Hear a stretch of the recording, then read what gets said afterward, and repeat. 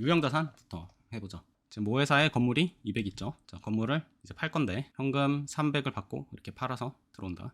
그러면은 이 100만큼 처분 손익을 인식하죠. 자회사는 300 주고 샀으니까 건물을 300 취득가로 인식하죠. 자, 그럼 이 당기순이익 100 이게 처분 손익인데 내부 거래로 가져온 거죠. 이 내부 거래 손익은 실질적인 손익 맞습니다. IFRS는 현재 내부 거래 손익을 인정하지 않는 건 아닙니다. 제거한다고 돼 있고, 인정하지 않는다라고 하면은 나중에 사채갈 때 머리 아파요. 내부 거래 손익 다 인정되는 거예요. 제거한다라고 돼 있고, 구체적으로 어떻게 제거하는지는 나와 있지 않습니다. 제거를 해야 된다면, 자, 원래는 뭘 제거한다 그랬죠? 손익을 제거한다고 돼 있지 그 외에 다른 말은 별로 없는데, 필연적으로 손익을 제거하는 거는 자산가액을 건드릴 수밖에 없어. 자, 그럼 그런 면에서 자, 손익을 이렇게 보고하는 쪽이랑 이렇게 보고하는 쪽을 비교해보자. 자, 그때 이제 이게 연결 관점의 손익이고 이거는 개별 관점의 손익인데, 균열 관점의 손익이랑 연결 관점의 손익을 비교해보면 연결 관점은 건물 장부가액이 200인데 개별 관점은 건물 장부가액을 300으로 평가하면서 처분 전에 200이었으니까 200에 대해서 평가손익을 인식한 꼴과 비슷하죠. 그래서 연결 관점은 이것은 임의적인 어떤 손익이고, 이런 거래를 그대로 손익으로 보고할 경우에 경영자 입장에서 손익을 의도적으로 분식할 의도가 많아지죠. 그래서 건물을 임의적으로 평가증하지 못하도록, 이게 더 공익적이고 여러 가지 면에서 더 합리적이기 때문에 이렇게 보도록 하고 있다. 어쨌든 돌아가면 지금 건물이 일단 연결 기준에서는 처분 손익이 없고, 처분 손익은 일단 건물의 장부가치 차이로부터 나온 거고, 감가상각이 되면 감가상각비가 다르겠죠. 그래서 예를 들어 내용연수가 2년이다 그러면은 감가상각비 얘는 150, 연결은 100 이렇게 기록을 할 텐데, 저희 목표가 뭐죠?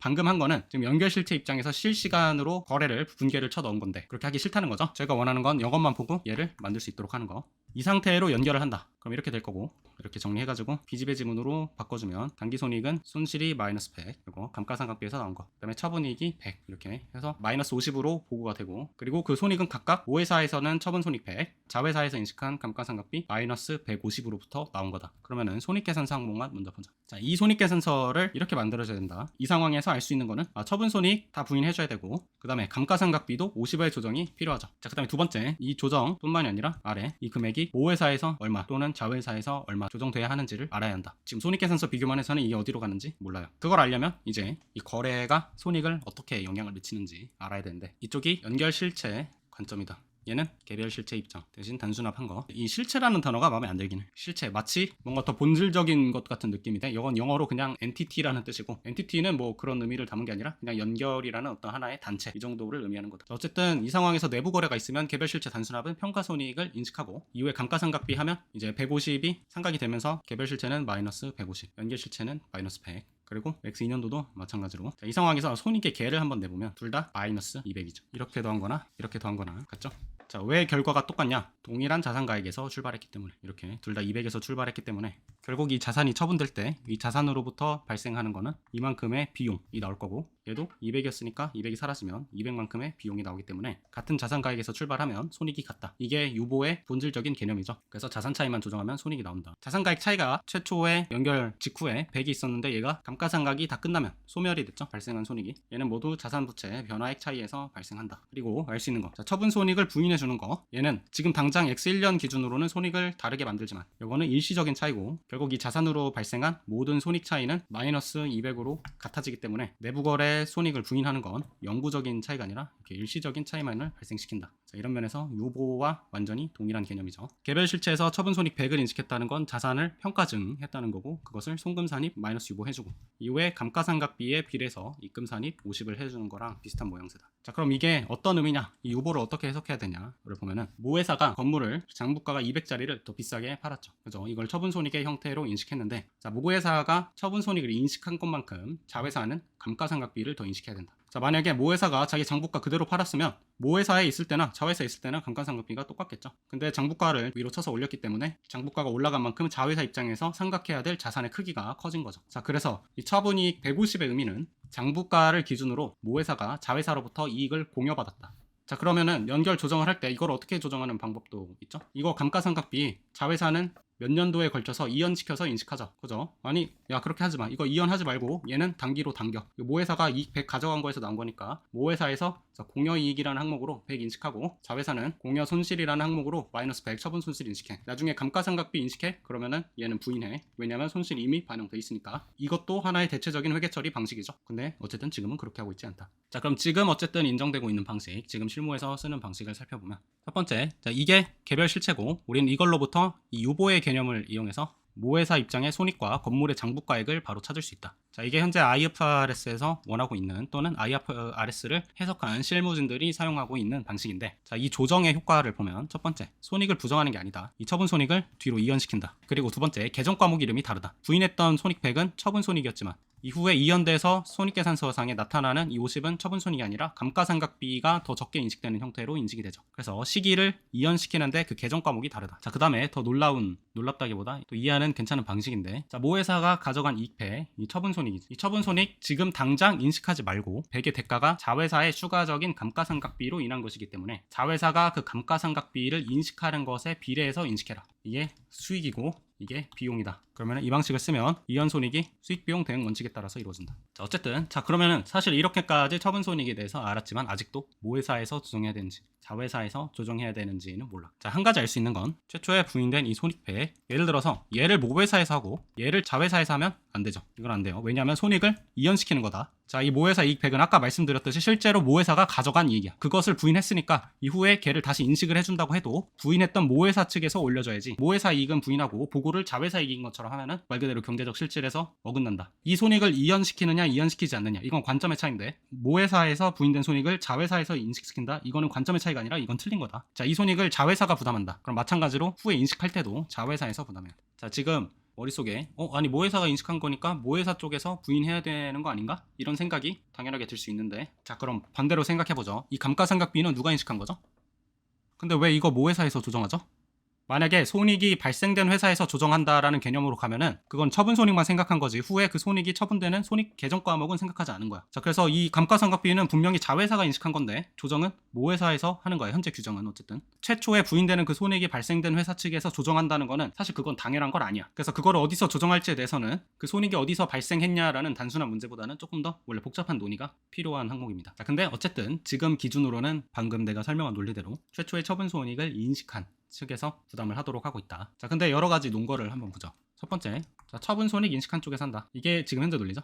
자, 다른 논의도 있습니다. 자, 두 번째, 결국 이게 뭐죠? 자산가액 차이를 조정해주는 거죠. 아, 그러면은 야, 자산 보유자 쪽에서 해야지, 이런 생각도 있어요. 그래서 어쨌든 이런 그 효과들을 잘 고려를 해야 되는데, 이 지금 처분 손익 인식한 쪽에서 하는 거 내가 생각하기에 좀 문제점이 있어. 자, 왜 문제점이 있냐면 이 처분 손익을 예로 들어볼 건데, 지금 현재는 내부 거래 손익이 발생한 개별 실체, 이 경우에는 모회사 측에서 조정해 주는 걸로 돼 있는데, 자, 근데 이거 한번 생각해 보면 최초에 모회사가 인식한 이 처분 손익, 아까 말했듯이 이 처분 손익은 뭐냐면 이 현금에 대한 소유권이야. 처분 손익을 모회사에서 제거한다. 그럼 모회사는 이익을 0으로 보호하죠. 그래서 이익잉여금도 하나도 없죠. 지금 이 100, 경제적 실질이 있는 자산에 대한 소유권이죠. 자, 근데 이거 지금 하는 대로 모회사에서 하면 이거 나름대로 왜곡이 된다. 그래서 이게 더 올바른 경제적 실질이다, 이런 착각을 하지 말라는 의미에서 지금 이런 문제 제기를 하는 거고, 내 생각과 관련 없이 지금은 모회사에서 조정을 해주고 있다. 얘를 이렇게 모회사에 넣으면 되겠죠.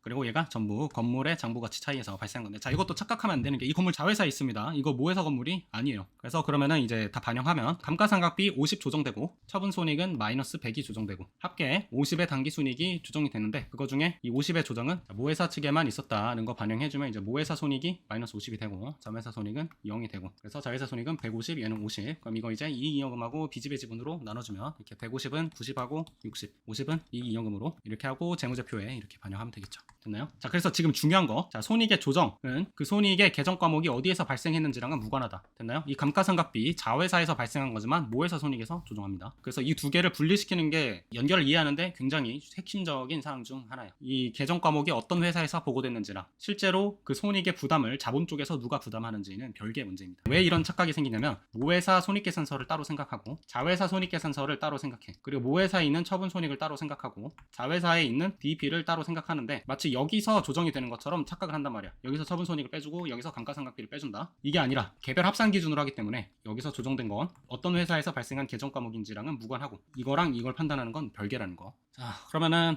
이 손익의 조정, 어쨌든 지금은 자, 손익이 발생한 측에서 조정한다. 자, 근데 손익이 발생한 측에서 조정한다는 거, 자, 이거는 나중에 이렇게 판단할 수 없는 문제가 생깁니다. 사채 쪽에 가면. 그래서 이렇게 알고 있는 게 오히려 더 헷갈려요. 어쨌든 손익이 발생한 측에서 조정하고, 여기서 알 수 있는 거는 손익의 조정이 되는 총액, 그 다음에 회사, 이 손익이 발생한 건물, 어떤 자산 항목에서 발생한 건지, 이거를 알 수 있는데, 이제 문제는 손익 계정 과목을 알 수가 없죠. 문제 풀 때 어떻게 해야 되냐, 이 표에서 세법에서 했던 그냥 유보의 추인 개념으로 가면 됩니다. 부인한 손익 얘가 처분 손익이라는 건 좀 명확하죠. 자, 이건 알 수 있는 거고. 그럼 이거 자 만약에 감가상각비랑 관련돼 있다. 그럼 감가상각비로 추인되는 거고. 자 만약에 얘가 평가손실과 관련이 있다. 그럼 얘는 평가손실로 추인됩니다. 자 건물을 재평가한다. 그럼 재평가 손실로 추인이 됩니다. 재평가 손익으로. 자 재평가 손익은 NI도 있고 OCI도 있죠. 그래서 만약에 OCI 쪽에도 조정을 한다. 그럼 여기도 OCI 써주고 재평가 손익에 50 이렇게 반영해주면 예시를 해보면 건물. 자 일단 처분 손익 100 부인해줘요. 자 이거 하는 순간 얘는 무조건 처분 손익과 관련된 거기 때문에 개별 손익 계산서 찾는다. 그러면은 단순 합산 기준으로 여기 처분 손익 뭐가 있겠죠. 단순 합산 기준으로 여기에 조정할 때 요거 얘는 처분 손익 관련된 거니까 여기서 100 이렇게 빼주고 그 다음에 이제 추인되는 걸 봐야 되는데 이거 보죠. 아까 200짜리가 300으로 평가 증이 돼가지고 100 평가 증이 돼서 이게 총 300인데 자회사가 이 300짜리 건물을 손상을 인식해가지고 250으로 잡았다. 그러니까 마이너스 50의 손상 차손 인식한 거죠. 연결실체 입장은 자산 200이었어요. 자 근데 기말에 손상 검사를 하려고 순실현 가치를 측정하니까 걔가 몇이 나왔다? 250이 나왔다. 연결 실체는 어떻게 해석하죠 이거를? 장부가보다 순실현 가치가 높다. 따라서 손상은 없다. 자 그럼 이 50이 연결 실체 입장에서 없는 거죠. 그러니까 50을 이제 추인을 해주면서 얘는 자, 손상차손 개별 실체는 마이너스 50을 기록했다. 근데 연결 실체에서는 하나도 없다. 그래서 이 50이 손상차손 추인과 관련된 거기 때문에 얘는 손상차손에 반영해준다. 자 그래서 감가상각비가 정액법으로 나오면 이렇게 구하기 쉬운데 만약에 손상차손이나 재평가랑 관련된 거다. 그럼 이렇게 실제 개별 관점을 한 번씩은 분석을 해봐요. 자 만약에 재평가다. 연결 입장에서는 현재 건물이 200인데 개별 입장에서는 300 여기까지 했나요? 자 기말에 건물의 공정가치가 270이었다. 그러면은 얘도 270이 되고 얘도 270이 된다는 거죠. 자 연결 입장에서는 뭐죠? 플러스 70 OCI고 얘는 마이너스 30 NI죠. 자 지금 둘의 자산 가치에 차이가 있나요? 둘 다 270이죠. 그 뜻은 요보가 전부 다 추인된다는 건데 자, 손상차손이 아니라 이제 재평가 손익 개별 실체는 얼마? 마이너스 30 손실 이렇게 평가했는데 이 요보가 100이 추인이 되는데 30은 어디서? 단기순이익에서 그 다음에 재평가 이익 OCI에 70 이렇게 NI랑 OCI로 나뉘어서 추인된다. 그래서 연결실체 입장에서 재평가 손실은 0이고 OCI 재평가 이익이 70이 있다. 그래서 어찌됐든 요보가 전부 다 추인이 되는데 이렇게 NI랑 OCI로 나뉘어서 추인되는 경우도 있다는 거.